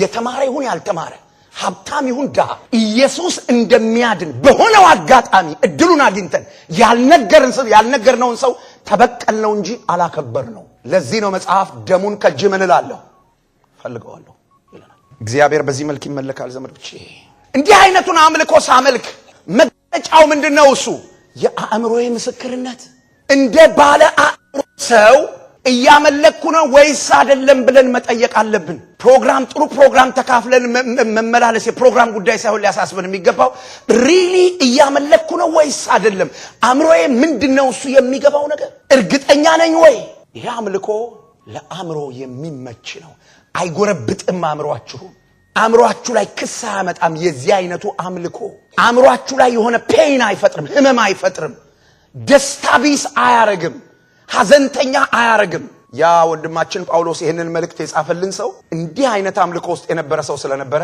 እስር ቤት ውስጥ ገብቶ መዘመር ይችል ነበር ዘንድሮ ሰዎች ጸሎት ቤት መዘመር አቅቷቸዋል ሰውየው እስር ቤት ይዘምር ነበር ተደብድቦ ደንበደም ሆኖ አእምሮን የሚይዙ ማአት ጉዳዮች ኖረው ምን ማለት ነው ለሥርዓት ሳይሆን የሚዘምረው ለኮሙኒኬሽን ነበር የሚዘምረው የእግዚአብሔር ስም ለዘላለም ይቀደስ ስለዚህ እግዚአብሔርን በትክክል ኮሙኒኬት አድርጎት ስለነበረ መጽሐፍ ቅዱስ እንዲህ ብሎ ይናገራል ድንገት የእስር ቤቱ መሰረት ምን ሆነ ዋው ማን ስለመጣ ወርሺፕ መጣ እግዚአብሔር እዛ እስር ቤት ውስጥ እዛ አስጨናቂ ሁኔታ ውስጥ እዛ ፔንፉል የሆነ ሁኔታ ውስጥ እግዚአብሔር መጣ እግዚአብሔር ሲመጣ መጀመሪያ ሰንሰለት የወደቀው ከጳውሎስ ሳይሆን ከሌሎች እስረኞች ላይ ነው ጳውሎስ ተረጋግቶ ነው የነበረው እስር ቤት ውስጥ ሌሎች ናቸው ተፈተው ማቁ አንድ የሚያመልክ ሰው ሲመጣ ስራታቸው ከላቸው ላይ እስር ቤታቸው እግዚአብሔር በዚህ ቻጥቢያ ይሄንን ያድርግ አሜን በሉ ግድ የላችሁ በዚህ መንፈስ እግዚአብሔር ይባርከን የሚያመልኩት ሰዎች እግዚአብሔር very serious እግዚአብሔርን ስናመልክ ሁለተኛው በእምነት የእግዚአብሔርን ፈቃድ በማወቅ እና እግዚአብሔርን ፈቃድ በመኖር እግዚአብሔርን ልናመልከው ይገባል ምንድነው እሱ የእግዚአብሔር ፈቃድ የሚባለው ነገር መጽሐፍ ቅዱስ ስለ እግዚአብሔር ፈቃድ ሲናገር ፐርማነንት የሆኑ የእግዚአብሔር ፈቃድ የሚባሉ ነገሮች አሉ በቃ ቋሚ ናቸው ብትጸልዩ አይለወጡም ምንም ነገር ብታደርጉ በቃ አለቀ ቋሚ የሆኑ የእግዚአብሔር ፈቃድ የሚባሉ ነገሮች አሉ ለምሳሌ ጳውሎስ ምን ብሎ ተናግሯል በተሰሎንቄ መጽሐፍ ምዕራፍ 3 ትቀደሱ ዘንድ ይሄ የእግዚአብሔር ፈቃድ ነው ስለዚህ ይሄ ቋሚ የሆነ የማን ፈቃድ ነው የእግዚአብሔር ፈቃድ ይሄንን በጸሎት በመናምን ልታስለውጡታችሁ። ልክ እንደዚህ ቋሚ የሆኑ የእግዚአብሔር ፈቃድ የሚባል ነገር አለ። እንደገና ሲዝናል የሆነ ከሁኔታ ጋር የተያያዙ የእግዚአብሔር ፈቃድ የሚባል ነገር አለ። በዚህ ክፍል የምታገኙት ይሄ ከሁኔታ ጋር ከጊዜ ጋር ስለተያያዘው የእግዚአብሔር ፈቃድ ነው። በየዕለቱ በምንኖረው የህይወት ስርዓት በየዕለቱ በዚህ ምድር ላይ ስንመላለስ በእያንዳንዱ እርምጃችን ላይ የማን ፈቃድ? የእግዚአብሔር ፈቃድ። ጌታዬ ኢየሱስ ጸሎት ሲያስተምረን እንዲህ ብሎ አስተማረ። አባታችን ሆይ በሰማይ የምትኖር ስምህ ይቀደስ፣ መንግስት ምን ትበል? ትምጣ። ከዛ በኋላ ምን በሉ? ፈቃድ የት እንደሆነች ንገሩኝ ባካችሁ። ፈቃድ የት እንደሆነች? በሰማይ እንደሆነች እንዲሁ የት ትሁን? በምድር። ምን ማለት ነው እሱ? በኔ ህይወት መቼ? በየቀኑ በየዕለቱ የእግዚአብሔር ፈቃድ በኔ ህይወት ውስጥ የሚመጣ ከሆነ በየዕለቱ በእግዚአብሔር ፈቃድ መመላለስ ካለብኝ የእግዚአብሔርን ፈቃድ እንዴት ነው ላውቀው የምችለው? ጳውሎስ የእግዚአብሔርን ፈቃድ ፈትናችሁ ታውቁ ዘንድ ነው የሚለው። ሲምፕሊ የእግዚአብሔር ፈቃድ ይሄ ነው ያ ነው ብሎ ማለት አይቻልም። መጽሐፉ ምንድን ነው የሚለው? ፈትናችሁ አበጥራችሁ ለይታችሁ እንድታውቁት የእግዚአብሔርን ፈቃድ። ብዙ ጊዜ ስለ እግዚአብሔር ፈቃድ ስናስብ ለምሳሌ መኪና መግዛት ፈልገን መኪና ልንገዛ ብሩን ይዘን ሄደ። ብሩ የሆነ ቦታ ሾልኮ ጠፍቷል። እኛ መኪናውን ተነጋግረን ጨርሰን ወደነው መኪናውን በጣም ደስ ብሎን ልንከፍል ስንል ብሩ የለም። ይሄ እግዚአብሔር ፈቃድ ነው ብሎ ማን ሊቀበል ይችላል? ማን? ወዲያውኑ ይመጣልን ነገር ምንድነው? ሰይጣን። እግዚአብሔር ከሰው የኔ ወንድሞች እናቶች መጽሐፍ ቅዱስ እንዲህ ብሎ ይናገራል። ቆላስይስ መጽሐፍ ምዕራፍ 1 ቁጥር 13 እርሱ ከጨለማው ስልጣን አዳነን። አሜን ልስማ። እሱ ከጨለማው ስልጣን ምን አረገን? አዳነን። ምን ማለት ነው እሱ? ዛሬ ስለ እግዚአብሔር ፈቃድ ከማውራቴ በፊት ልንገራችሁ ምን ማለት ነው እሱ። እርሱ ከጨለማው ስልጣን ከጨለማው አገዛዝ አዳነን። ምን ማለት ነው እሱ? ይሄ ዓለም ይሄ ምድር በማን ግዛት ውስጥ አለ ብሎ መጽሐፍ ይናገራል? በጨለማው ዓለም፣ በዲያብሎስ ግዛት፣ በርኩስ መንፈስ አገዛዝ፣ በሱ ስልጣን አገዛዝ ስር አለ ይሄ ዓለም። ክፉ ከሆነው ከአሁኑ ዓለም ያድነን ዘንድ ገላትያ መጽሐፍ ምዕራፍ 1 ቁጥር 3 ክፉ ከሆነው ከአሁኑ ዓለም ያድነን ዘንድ እንደ አምላካችንና እንደ አባታችን ፈቃድ ራሱን ምን አደረገ? ሰጠ። እና አሁን በዚህ ዓለም ላይ ያለ ክፋት በፈለገው ቀን መጥቶ በኔ ላይ የሆነ ነገር ማድረግ ይችላል? ኖ። ሰይጣን ደስ ያለው ቀን እያፏጨ መጥቶ ነቤት የሆነ ነገር ኖ። ለምን? እርሱ ከጨለማው ግዛት ለዘላለም ስሙ ይቀደስ። ከኔ ጋር ተናገሩ። ሰይጣን በሉ አይገዛኝም። ሰይጣንን አግዝፈው የሚስሉ ሰዎች አሉ። መጽሐፉ ይሄን ነው የሚለው። የኢየሱስ ክርስቶስ የመስቀል ሥራ የሚገርም ነገር እኮ ነው ዘመዶች። በመስቀል ላይ በሞተ ጊዜ እኮ ነው የሚለው መጽሐፉ። በሞቱ የሞት ኃይል የሆነውን ዲያብሎስን ለዘላለም ስሙ ይቀደስ። የሞት ኃይል የሆነውን ዲያብሎስን ፓራላይዝ ሽባ አደረገው እኮ ነው የሚለው። ጩና አሜን በሉ ባካችሁ። እና እንዴት ሆኖ ነው እሱ በእኔ ህይወት ውስጥ የሚያዘው? በጣም ብዙ ክርስቲያኖች በህይወታቸው ላይ እግዚአብሔር ሳይሆን ሰይጣን ነው የሚያዘው። እንትን ሆነ ሰይጣን። ታዲያ እሱን ማምለክ ነው። እሱ ከሆነ የሚያዘው በእኛ ህይወት ላይ። በአገር ቤት አንድ አባባል አለ። ሌባን ሌባ ካላሉት ምን አይልም? አርፎ አይቀመጥም። ሰይጣንን እንደተጣለ ካልነገራችሁት፣ መብት እንደሌለው ካላወራችሁለት፣ ሁልጊዜ ጌታ ነኝ ነው የሚላችሁ። እስቲ ከኔ ጋር ተናገሩ። ሰይጣን አይገዛኝም በሉ። ስንት ሰዎች ክርስቶስ ተሰቅሎ እንደሞተላችሁ ታምናላችሁ? በደሙ ኃይል ነፃ እንደወጣችሁ ስንት ሰዎች ታምናላችሁ? መጽሐፍ እንዲህ ብሎ ይናገራል። ከበጉ ደምና ከምስክርነታቸው ቃል የተነሳ ድል ነሱት። ያድናል ኢየሱስ። ከኔ ጋር እንዲህ ብላችሁ መስክሩ። ሰይጣን አይገዛኝም በሉ።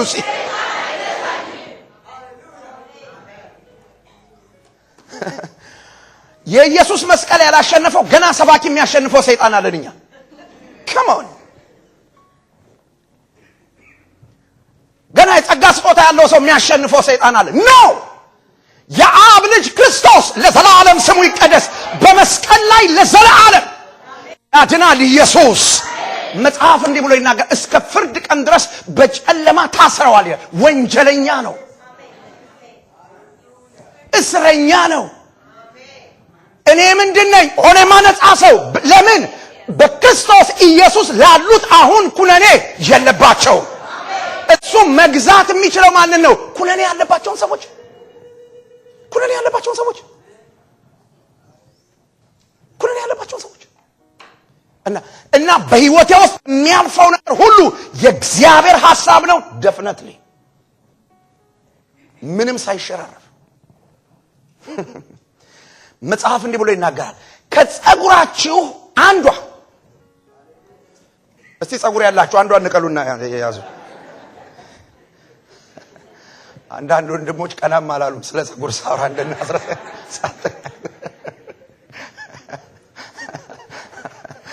ከጸጉራችሁ አንዷ ያለ እግዚአብሔር ምን ፈቃድ። አስባችሁታል ዘመዶቼ? አሁን ከመዓት ጎፈሬ ውስጥ አንድ ጸጉር ቢነቀል ምን እንጎዳለን? ምንም። ነገር ግን ያቺ አንድ ጸጉር እንኳን ያለ እግዚአብሔር ፈቃድ ሚዶ እኮ የሚነቅላት ጸጉር እግዚአብሔር ስለፈቀደለት ነው። ብራዘር ጸጉር ቤት ሄዳችሁ እህቶች ስትሰሩ ጸጉር የሚሰራው ሰው እኮ አጣጥሎ የሚነቅል በእግዚአብሔር ፈቃድ እኮ ነው። ብራዘር ካውያ ብቻ ስለሆነ አይደለም። እዛ ድረስ እግዚአብሔር በእኛ ጉዳይ ሲሪየስ ነው። ለዘላለም ስሙ የተቀደሰ ይሁን። ለዘላለም እዚያ ድረስ እና ይሄን ያህል ስለኔ የሚያስብ አምላክ ያለ ሰይጣን በፈለገው ሰዓት መጥቶ እኔን ሊጨፈልቅ እንዴት ሆኖ እስራኤልን የሚጠብቅ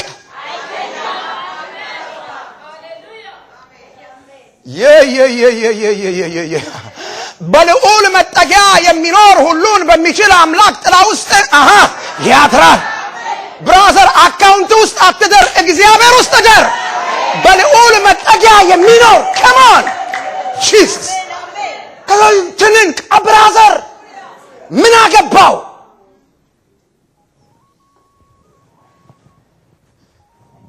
የመስቀሉን ሥራ ከንቱ አናድርግ ዘመዶች። ዋው! ታዲያ ምንድነው እሱ የእግዚአብሔር ፈቃድ? አምልኮ ውስጥ እግዚአብሔርን ሳመልክ የእግዚአብሔር ፈቃድ የሚባለው ነገር በጣም ኢምፖርታንት ነው። የእግዚአብሔር ፈቃድ በመጀመሪያ መልካም ነው ይላል። የእግዚአብሔር ፈቃድ ምንድነው? መልካም ነው። እግዚአብሔር ሲሰጥም መልካም ነው፣ ሲከለክልም መልካም ነው። እግዚአብሔር ሲፈውስ መልካም ነው፣ እንድትታመም ሲፈቅድ መልካም ነው። እግዚአብሔር እንድታገኝ ሲፈቅድ መልካም ነው፣ እንድታጣ ሲፈልግ መልካም ነው። እስቲ እግዚአብሔር መልካም ነው ብሎ ዋጋችሁ። yes this is our God። ይሄ ነው እግዚአብሔር። በፍጹም እሱ የሚያደርገው ነገር መልካም። ማስረጃ ልስጣችሁ። ብዙ ሰዎች ስለ እግዚአብሔር ፈቃድ ስናስብ የእግዚአብሔር ፈቃድ መልካም የሚሆነው ለኛ ነው የሚመስለን። አይደለም። መልካም ነው የሚባለው ከእግዚአብሔር እይታ አንፃር ነው። ለዚህ ነው መጽሐፍ ቅዱስ አእምሮአችሁ መታደስ መለወጥ አለባችሁ እግዚአብሔር መልካም የሚለውን መልካም ማለት እንድትችሉ ማይንድ ሴታችሁ መቀየር አለበት ብሎ መጽሐፍ ቅዱስ ይነግረናል። ኢየሱስ ክርስቶስ ወደ ጌተሰማኒ በደረሰ ጊዜ ተንበርክኮ ሲጸልይ የጸለየው ጸሎት እንደዚህ የሚል ነበር። አባት ሆይ፣ መጽሐፍ ቅዱስ እንዲህ ብሎ ይናገራል ስለ ጌታ ኢየሱስ ጸሎት ሲናገር፣ ከላዩ ላይ የሚወጣው ላብ ወይም ወዙ እንደ ደም ነጠብጣብ ነበረ ይላል መጽሐፍ። ምድር ላይ በዛ ጭንቅ ውስጥ ሆኖ ጌታ ኢየሱስ ይጸልይ የነበረው ምንድነው ካላችሁ፣ አባት ሆይ የምትወድ ከሆነ ይሄ ጽዋ ከኔ ይለፍ፣ ነገር ግን ያንተ ፈቃድ እንጂ የኔ ፈቃድ አይሁን። ምን ማለቱ ነው? ጌታ ኢየሱስ ለጌታ ኢየሱስ አልተስማማውም። ያ ጭንቀት ለጌታ ኢየሱስ ኮንፈርት አይሰጥም። ነገር ግን ለአባቱ መልካም ነው። ነገር ግን አባቱ አልተሳሳተም። ያለ እግዚአብሔር መልካም ነው። ለኢየሱስ ክርስቶስ የደም እንደ ደም ነጠብጣብ የሆነ ላብ እስኪያልበው ድረስ የሚያስጨንቅ ነው። ለአብስ መልካም፣ ይሄ እውነት ሲገባን አስተሳሰባችን በዚህ እውነት ሲቃኝ ሰይጣን እኛን ማስለቀስ ያቆማል። እንትን ወሰደብህ ሲላችሁ እግዚአብሔር መልካም ነው። እንትን አላገኘህም እግዚአብሔር መልካም ነው። ሳታገቢ ጊዜው ሄደ እግዚአብሔር መልካም ነው። ሳትወልድ ምናምን ሆነ እግዚአብሔር መልካም ነው። ይሄንን ስራ ሳትቀይር እንደዚህ ሆነ እግዚአብሔር መልካም ነው። ዘመዶቼ ይሄ እውነት ባልገባኝ ጊዜ ሰይጣን መንገድ ለመንገድ እንዴት እንዳስለቀሰኝ ልንገራችሁ። አንድ ቀን ያኔ ጸሎት ቤት ዝግ ነው። እንዳሁኑ ዘመን ሰብካችሁ ስታበቁ የተደላደለ ፖስታ አይሰጥም። ሰብካችሁ ትጨርሳላችሁ፣ እግዚአብሔር ይባርክ ሂድ ተብላችሁ በልታችኋል አልበላችሁም፣ በሰቼንቶ ነው የምትሄዱት፣ በግራችሁ ነው የምትሄዱት፣ የሚታወቅ ነገር የለም። ከዚያ አንድ ጫማ ነበረችኝ። እሷ ደግሞ እዚህ መሃሏ ላይ ተሰብራለች። በጅማት ክርስ አያይዛ ትንሽ ሴት ትበጠሳለች። በሽቦ አስሪያት ነበረ። ሽቦ እንትን ብሏል፣ ላስቲኳ ተቆረጠች። ሌላ ሽቦ የሚያዝ ዕድል አልነበራትም። ዝም ብዬ ከላይ ቆዳው አለ፣ ያው ሰባኪ ነኝ። ሄጄ ሰብኬ አገልግዬ ቤት ውስጥ የነበሩ ሰዎች ክንፍ አውጥተው ደስ ብሏቸው በልጌታ ይባርክ ብለውኝ ወጥቼ ትንሽ እንደሄድኩኝ የሴቼንቶ ኃይለኛ ዝናብ መጣ። ከዛ በኋላ ጫማዬ እኔ ሲሄድ እሷ ከሰል ሽምጥራች በደንብ እንደ ባቡር ማለት ነው። ከዛ አንድ ሰው አጋጠመኝ፣ ሚያቀኝ ሰው። ሰላም አለኝ። በጌታ አይደለም። ከየት ማየት እንደጀመረ ታውቃላችሁ? ከላይ እኮ ጥሩ ሹራብ ለብሻለሁ። ጥሩ ሹራብ ምን አለበት? ከታች ጀመረ ማየት። አንተ አለኝ ወይ አለ። ይሄን ጫማ አድርገህ ነው የምትሄደው? አዎ ይሄን ጫማ አድርጌ ነው የምሄደው። ያንተ ኢየሱስ በቃ ይሄ ነው አለኝ። በቃ ይሄ ነው። ወንድሞችና እህቶች መልስ አልነበረኝም። ዝም አልኩት። በቃ ዝም። ይሄ ነው ያንተ ኢየሱስ? እስቲ ነው የገዛሁትን አለኝ። ያን የገዛው በሌላ መንገድ ነው። ድሮ በነበርንበት ሰፈር ነው የገዛው።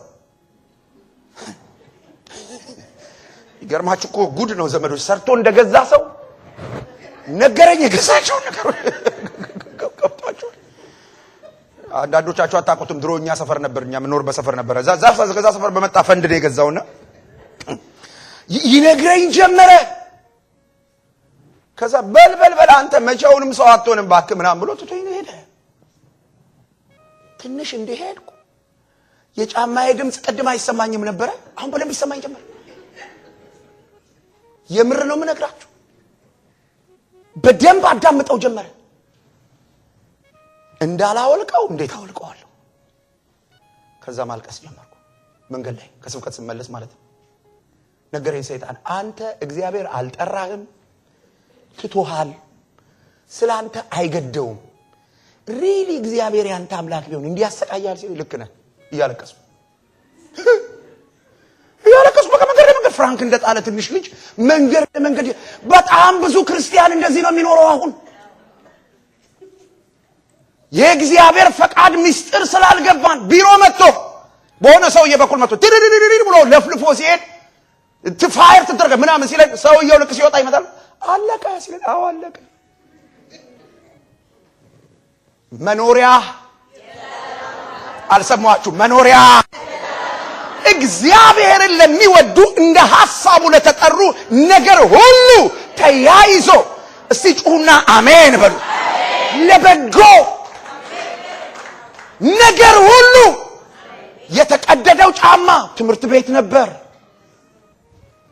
ዛሬ እዚህ ጋር ቆሜ ምን አወራ ነበረ? ያኔ ጫማዬ ባይቀደድ፣ ያኔ ጫማዬ ውስጥ ውሃ ባይገባ ዛሬ ምን እንናገር ነበረ? የጳውሎስ ሶስተኛ ጉዞ ብዬ ነበር ማቆመው። ብራዘር እማወራው ያላሳጣኝ ጌታ ለዘላለም ስሙ ይባረክ። ክርስትና ሃይማኖት አይደለም። እግዚአብሔር መልካም ነው። እግዚአብሔር ሲሰጥ መልካም ነው። እግዚአብሔር ሲነሳ መልካም ነው።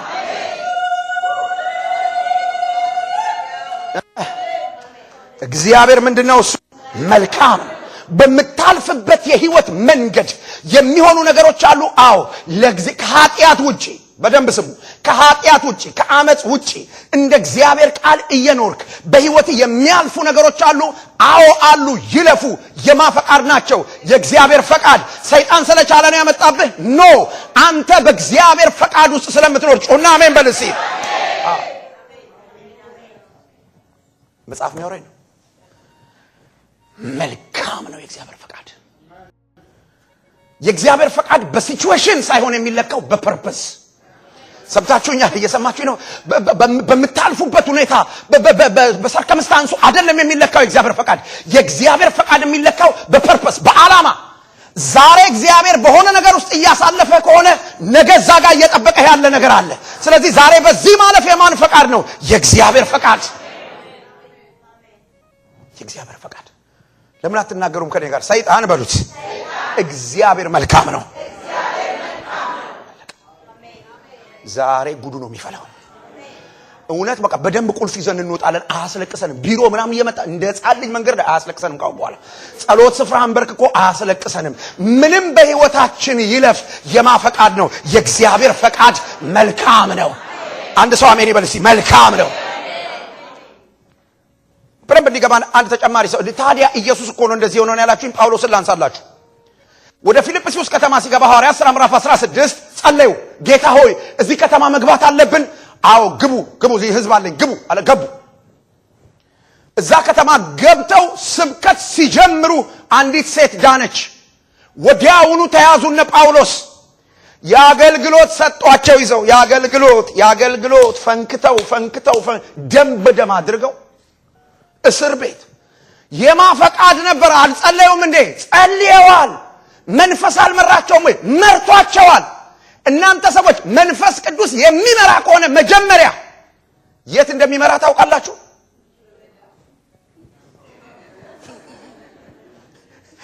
የዘንድሮ መንፈስ ቅዱስ ነው እንጂ እውነተኛው መንፈስ ቅዱስ በኢየሱስ ላይ ሲመጣ ሰፈሩ ድረስ ወሰደው። እዛ ሄዶ የእግዚአብሔርን ፈቃድ ኖሮ አሳየው። አልበላህም እኮ አንተ እግዚአብሔር አባት አይደለ ሆይ? ባልበላም እግዚአብሔር ምንድነው? እሱ መልካም ነው። ሰው ከእግዚአብሔር አፍ በሚወጣ ቃል እንጂ በእንጀራ ብቻ ምን አይሆንም፣ አይኖርም። የእግዚአብሔር ፈቃድ መልካም ነው። አንድ የእግዚአብሔር ፈቃድ ደስ የሚያሰኝ ነው። ማንን? ጥያቄው እዚህ ጋር። የእግዚአብሔር ፈቃድ ደስ የሚያሰኝ ነው። ማንን? እግዚአብሔርን። እኔን ያሳዝናል? አዎ። ያሳምመኛል? አዎ። ማን ደስ ይለዋል? እግዚአብሔር። እውነተኛው አምልኮ። ኢየሱስ መስቀል ላይ መሰቀሉ የማን ፈቃድ ነበረ? የእግዚአብሔር። እና ጌታ ኢየሱስ ደስተኛ ነበር መስቀል ላይ? ኖ። መስቀል ላይ ሆኖ ተጠማው። ለምን ተውከኝ? የሚገርም ነገር ነው ከውስጡ የሚወጣ። አባቱ በዛ ጊዜ ብትጠይቁት እንዲህ ይላል፣ በእርሱ ደስ የሚለኝ። በእርሱ ምን የሚለኝ? ደስ የሚለኝ። መስቀል ላይ ፈቃዴን የሚፈጽም በእርሱ ደስ የሚለኝ። አንተና እኔ ከዓለም አንደኛ አገር የተባለው ላይ መተን እግዚአብሔርን ፈቃድ መኖር አቅቶን ጉልበት አተናል። ውሃ ውስጥ እንደገባ ፓስታ አልቆልናል። እኔ እናንተ የእግዚአብሔርን ፈቃድ ስትኖረው መስቀል ላይ ፔንፉል ሆነ፣ እያመመ እየተዘጠዘ አብ እንዲህ ብሎ ይናገራል፣ ደስ ብሎኛል። እግዚአብሔር ደስ ካለው ምን ትፈልጋላችሁ? ችግሩ የተገለበጠ ወንጌል ሰምተናል። እግዚአብሔር እኛን በማስደሰት የማኖር ዕዳ አለበት የሚል። መጽሐፉ ግን የሚነግረው እግዚአብሔር ሰውን ለራሱ ፈጠረው ነው የሚለው። አንተ ነህ ለእግዚአብሔር የምትኖረው እንጂ እግዚአብሔር ላንተ አይኖርም። አንተና እኔ ነን በእግዚአብሔር ላይ ዲፔንደንት የሆን ነው እንጂ እግዚአብሔር በእኛ ላይ ዲፔንደንት አይደለም። ማንም ባይኖር እሱ ይኖራል። መጽሐፉ የሚነግረን ይሄን ነው። ስለዚህ ለማን እንኖራለን? ለእግዚአብሔር ደስታ። ዋው! ለአብ ደስታ መስቀል ላይ ሲሰቃይ በሞቱ ለዘላለም እግዚአብሔር ስም ይቀደስ። መስቀል ላይ ተሰቅሎ ሲሞት በሞቱ ዲያብሎስን ለዘላለም ድል አደረገው። በእግዚአብሔር ፈቃድ ውስጥ እግዚአብሔር ደስ ብሎ ስታልፍ በቃ አለቀለት ሰይጣን። የመጨረሻው ለእግዚአብሔር ደስታ የምታልፍበት መንገድ መስቀል ነው። ሌላ መንገድ የለም። በዚያ ላይ ስታልፍ በዚያ ሞተ ስትሄድ በቃ ለሰይጣን ከመስቀል በኋላ አበቃለት። ምን ሊያረግ ይችላል? ምንም። ማን ደስ ይለዋል? እግዚአብሔር። የእግዚአብሔር ፈቃድ እግዚአብሔር እንዲህ ነው የሚመለከው። የእግዚአብሔር ፈቃድ ፍጹም ነው ይላል መጽሐፍ። እግዚአብሔር የእግዚአብሔርን ፈቃድ ሰዎች ኮሬክት ሊያረጉት አይችሉም። ፐርፌክት ነው እግዚአብሔር። ያድናል ኢየሱስ። ኢዮብ በቁስል ሲመታ እግዚአብሔር ልክ ነው፣ አልተሳሳተም። ጻድቅ የሆነው ኢዮብ፣ ምንም ኃጢአት ያልሰራው ኢዮብ፣ ጽድቁ በምድር ላይ ሁሉ የወጣው ኢዮብ። እዚህ በደንብ ስሙኝ። አንዳንድ ሰዎች እንደ እግዚአብሔር ቃል እየኖርኩ ጌታን እያገለገልኩ በንጽህና እየኖርኩ ይሄ ለኔ ይገባኛል ወይ ብላችሁ እግዚአብሔርን ኩዌስችን የምታረጉ ሰዎች፣ እግዚአብሔር አልተሳሳተም። አንድ ጊዜ አንድ ነገር ገጥሞኛል ልንገራችሁ ስለሚያስተምረኝ። አንዲት ካሁን በፊትም ስናገር ሰምታችኋል። አንዲት ልጅ እግዚአብሔርን ፈርታ በንጽህና ትኖራለች፣ በቅድስና። ከዛ በዛ ህይወት ውስጥ እያለች ደግሞ እግዚአብሔር ተናገራት ስለ አንድ ወንድም። እግዚአብሔር የተናገረኝ ይሄን ሰው ነው ማገባው ብላ ትጠብቃለች እየጸለየች። ያ ሰው ደግሞ ስለ ትዳር በፍጹም አያስብም። አንዳንድ ወንድሞች ባካችሁ እንደዚህ በሉ፣ ሰው አታሰቃዩ። ይሄ ሰውዬ እንደዚህ ያለ ብቻ ስለሆነ ያችንት መከራዋን አበላት። ጊዜዋ ሄደ። በኋላ ወደ ሐኪም ሄደች። አመማትና በማህፀኗ ውስጥ ሲስት ዴቨሎፕ አድርጋ ነበር። እኔ በሕክምና ኤቲክስ እንደዛ አይባልም እንኳን እዚህ ሀገር እዛ ሀገርም አይባልም፣ ትክክል አይደለም። ሰውየው ያላትን ሐኪሙ ያላትን ነው የምትነግረኝ። ምን አለችኝ? ወንድ በምድር ላይ የለም ወይ? ምን እዚህ እድሜ እስክትደርሺ ድረስ ምንድነሽ አንቺ አለኛለች። እንዴት ስሜቷን እንደጎዳዋ ትጠይቁኝ። ውስጧ ካለው እጤ ይልቅ የዚህ ሰውዬ ምላስ አደገኛ ነው። ሰብሮ ነው የጣላት። ከዛ ከታከመችበት ክሊኒክ ቀጥታ የመጣችው እኔ ወደማገለግልባት አጥቢያ ቤተክርስቲያን ነው። እንደነገርኳችሁ እያለቀሰች ነው የመጣችው። ፊቷ ጭስ መስሎ መጣች።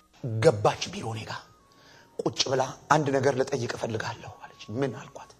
እኔ አለች እንደ ሌሎች ሰዎች መዝለል አቅቶኝ አይደለም፣ ብዙ ነገር ላደርግ አማራጭ ነበረኝ። ከእግዚአብሔር ይህን ሰምቻለሁ። በንጽህና መኖር አለብኝ ብዬ ለእግዚአብሔር ኖሬያለሁ። አሁን ሐኪም ጋር ሲሄድ ታምሜ ሐኪሙ እጢ ሆዴ ውስጥ አገኘና ወንድ ጠፍቷል ወይ ብሎ አዋረደኝ። ሪሊ ይሄ ለኔ ይገባል አለች። ይገባል? እንዴት አርጋችሁ ታጽናናላችሁ? እንዲህ አይነት ሰው በንጽህና የኖረ ሰው፣ ከእግዚአብሔር ጋር የኖረ ሰው፣ እንደ እግዚአብሔር ቃል የኖረ ሰው በህይወት የሆነ ነገር ሲመጣ ምን ትነግሩታላችሁ? ለእንዲህ አይነት ሰው በጣም ከባድ ነው። ጥቂት ደቂቃ ዝም አልኳት። ጥቂት ደቂቃ ዝም አልኩና ምን አልኳት? አይገባሽም አልኳት። አስቤ ይሄ ነገር አይገባሽም አልኳት።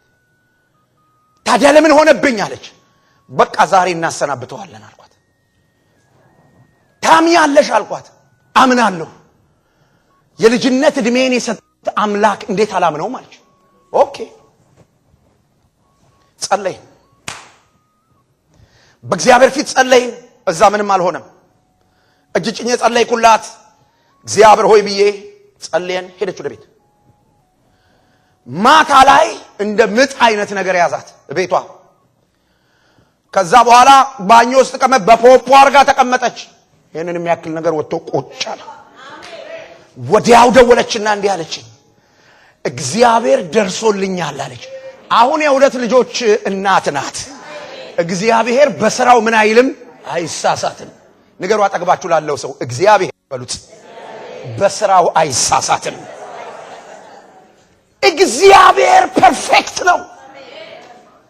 ሰይጣን ግራ ያጋባችሁ ሰዎች ጨለማውን እያሳየው ነው። ጨለማው ከጨለማው ጀርባ እውሩ ሰይጣን ያላየው ያንተ አምላክ ያዘጋጀው ብርሃን አለ።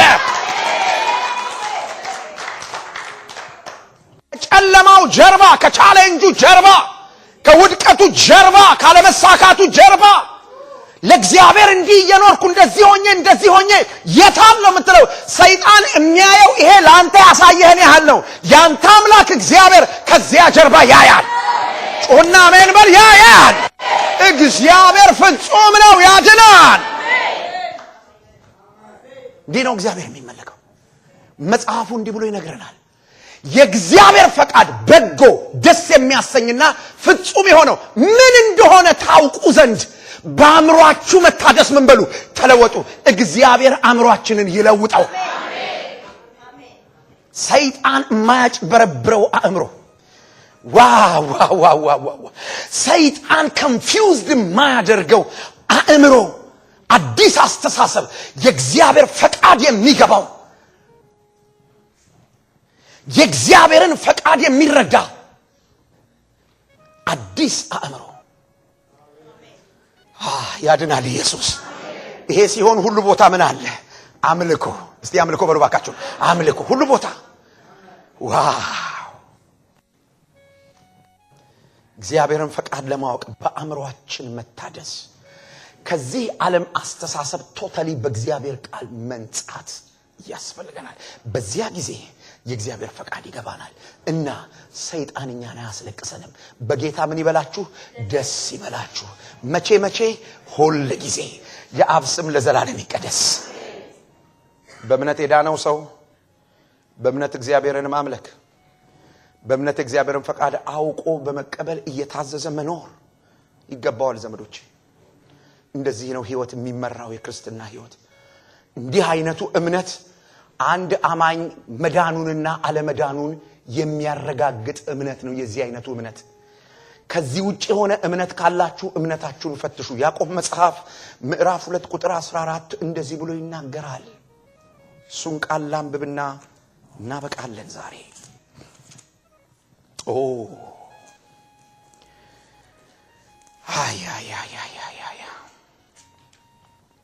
ምዕራፍ 2 ቁጥር 14 ወንድሞቼ ሆይ አንድ ሰው እምነት አለኝ ቢል ስራ ግን ባይኖረው ምን ይጠቅመዋል? እንዲህ ያለው እምነት ሊያድነው ይችላልን? ይላል። መልሱ ምንድነው የሚሆነው? ንገሩኝ እንጂ። እንዲህ ያለው እምነት ምን አይነቱ እምነት? በስራ ማይገለጠው እምነት። ለድሃ እንጀራ መስጠት ሳንቲም መስጠት አይደለም። ኖ፣ ጻድቅ በእምነት በህይወት ይኖራል። ለድሃ እንጀራ መስጠት ሳንቲም መስጠት አንዱ ክፍል ነው። አንዱ ክፍል ነው። በእምነት በእግዚአብሔር ሐሳብ ውስጥ መኖር፣ በእምነት በሁሉ ሁኔታ ውስጥ ከእግዚአብሔር ጋር መኖር። አምልኮ እንድናመልከው እግዚአብሔር ይርዳን።